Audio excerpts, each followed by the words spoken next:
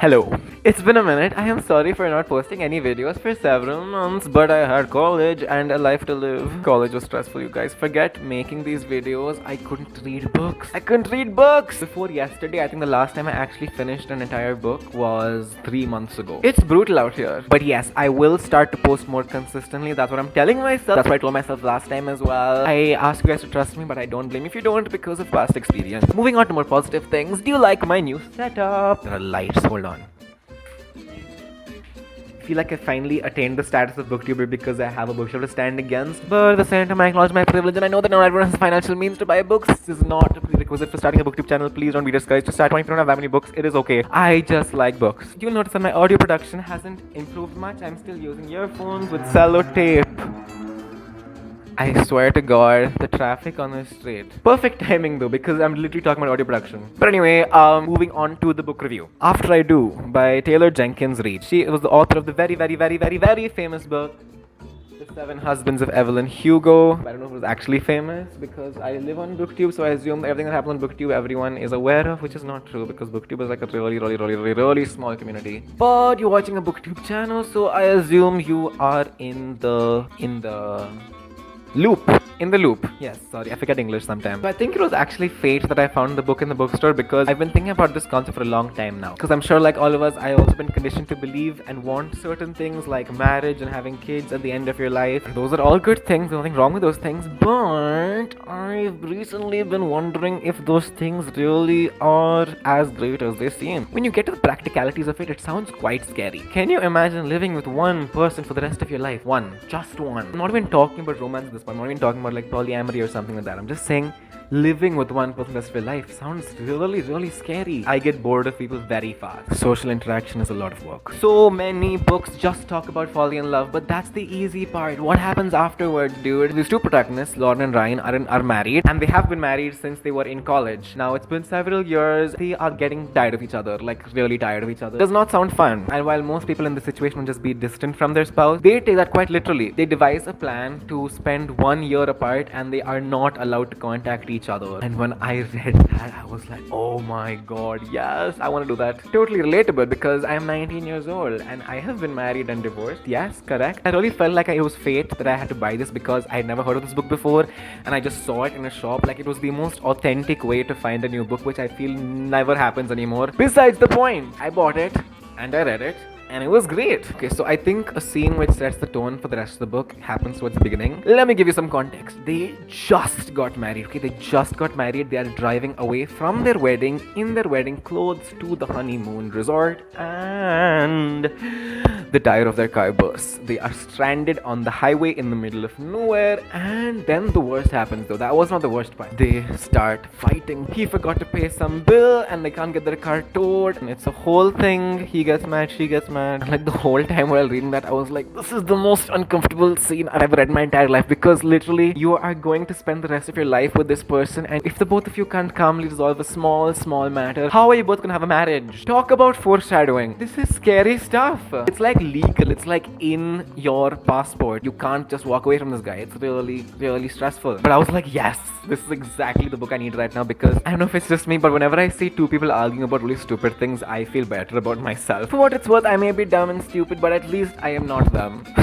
What did she see in him? First 50 pages of the book are just like a quick run through of their entire love story, which would constitute an entire book in the romance genre usually, but this book is different. I just didn't understand. There was no chemistry. Like he literally just went up to her and said, I noticed you've been following me.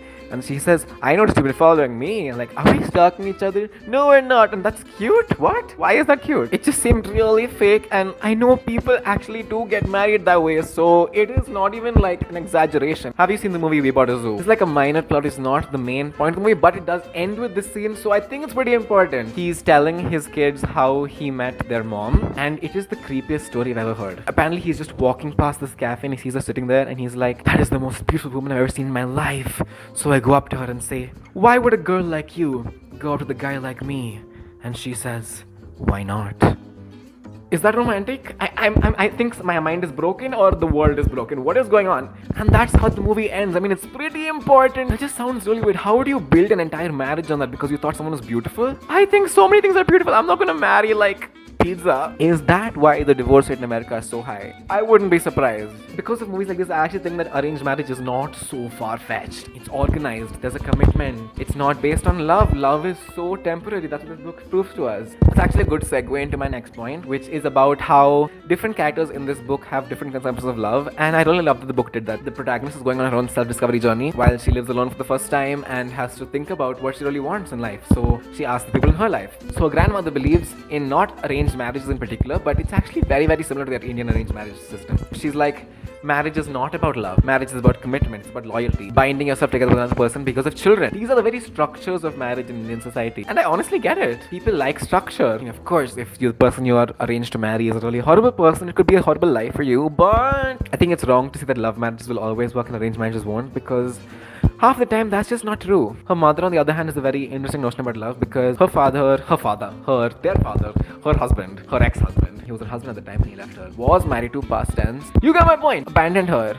So she is very afraid of commitment because she doesn't want that to happen again. So what she does now is just have boyfriends and stay with them as long as they're in the falling in love phase. But when that fizzles out, she's like, okay, let's go to the next person. I completely understand someone who would have that point of view, because why would you want to deal with stuff like moving in together and having kids with someone? Why should the person you find attractive and want to have a romantic relationship with be the same person that you trust to co-parent your children? Those are two completely different things. Why don't people just adopt children because they want to? Why is love a prerequisite for that? That's a lot of pressure. Sometimes people just want to have kids. I'm sure children with parents who actually wanted them would be in a far better place than people who just happen to be bonded through love. Love is so temporary. Love is not a constant thing. I don't know what love is. I don't know why I feel like I'm an expert. These are just my opinions. It's just a rant. Please don't take this too seriously. And then her sister, on the other hand, is a lot like me, because she says, I don't mind being single because I have the perfect life right now, nothing is missing. She's in the process of starting a bakery, she lives close to her family, she has good relationship with her family, she has hobbies. People are unpredictable and I like structure in my life, so I completely agree with her. Another thing I do not understand is this whole notion about, what would I do without you? I can't live without you. That's like really unhealthy. This is a common trope many TV shows where they're like, I love him but I don't know if I want to marry him. Their friend is like, can you imagine life without him? And then they're like, no, I can't, so I must. Like, what? I would never say no to that question because I can imagine life without anyone. People aren't always gonna be there. How can you base your entire life on a single person other than yourself? I don't get it, okay? Maybe I am the one who is like so cold-hearted that I cannot ever think of someone in that way. It's important to have friends, it's important to have a loving family. Those are important things, but one person who you place all these expectations on for life is just unrealistic. But what do I know? I am 19 years old. I have not lived life.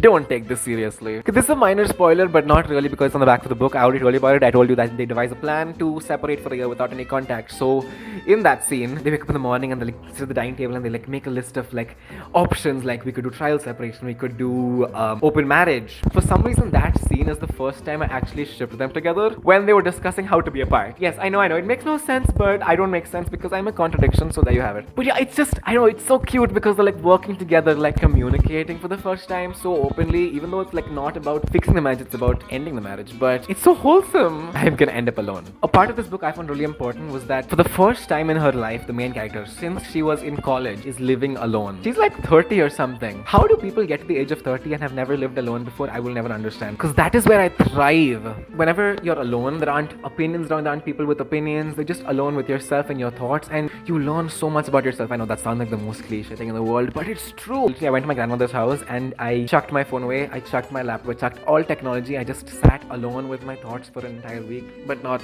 completely alone. I had my books. Of course, that's allowed. That's what happens in this book. That is the premise of this book. I don't fully agree with the ending. That might give you a clue, but anyway, especially some scenes which are so relatable to me. Like in one scene, she throws a... Okay, that's a spoiler. It's not a spoiler. Basically, she throws a vase at the wall and it breaks. She just spends a long time cleaning up the mess because she doesn't want to stop and actually think. I've experienced that so often, especially today, especially in the last few days, because I've been working like a maniac for the past 3 weeks to finish off all my college essays and my exam. It was stressful the entire time, but also a little part of me liked it because it gave me purpose. It gave me something to do. In the last 3 days of my holidays, I've just been like, what now? What do I do with my life? Like, I'm thinking about life, thinking about the future, like all scary things. And I'm like, no, I want to just distract myself with something. That is part of the reason why I started this booktube channel right now, because at least I have something to do. I have purpose. I feel like I'm doing something and accomplishing something every day. So yes, this is the product of my insecurities. Enjoy. So yeah, I don't want to rate this book out of 5 stars because I feel like that's too analytical and I don't want to analyze this book. That feels like too much work. If I had to rate it out of my reading experience, I would say 5 stars because I was never bored once. I loved it throughout. So in that respect, I would urge you guys to read it. I read it in one day. So it's very easy to read. That was my video for today. I hope you were mildly entertained. I hope I didn't bore you to death. If you're still watching, I love you. I appreciate you. By the way, this setting is temporary because I'm going to college in January, so it'll be a different setting. I'll be in Delhi. Should be fun. Okay, bye bye bye. I've been talking for too long. Bye.